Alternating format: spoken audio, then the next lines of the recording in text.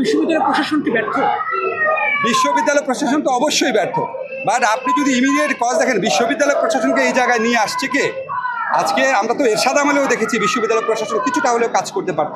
বিশ্ববিদ্যালয় প্রশাসনকে এই দাসসুলভ একটা এনটিটিতে নিয়ে আসছে কে? আসল শক্তি কারা? তাদের তো নাম আমরা উচ্চারণ করতে পারি না। তারা আসল দায়ী।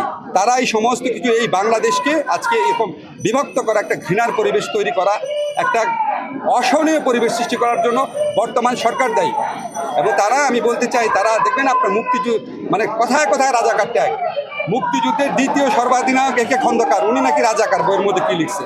জাস্টিস হাবিবুর রহমান উনি নাকি রাজাকার, ডক্টর কামাল হোসেন উনি রাজাকার, ABM মুসা উনি রাজাকার।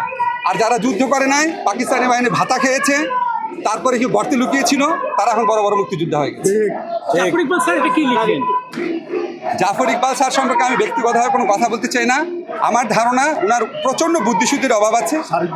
ওনার কোনো রকম বুদ্ধিশুদ্ধির অভাব মানে ওনার মধ্যে প্রচণ্ড অপরাধবোধ কাজ করে, যে 1971 সনে উনি কী করেছে, এই অপরাধবোধ ঢাকার জন্য উনি অতিরিক্ত মুক্তিযুদ্ধ সাজার চেষ্টা করে। ওনার কাছে শুধু আমার একটাই প্রশ্ন, আপনি কি মুক্তিযুদ্ধ চেতনা বুঝেন? আপনি কি পড়াশোনা করেছেন? আপনি কি 72 সনে গণপরিষদ বিতর্ক পড়েছেন?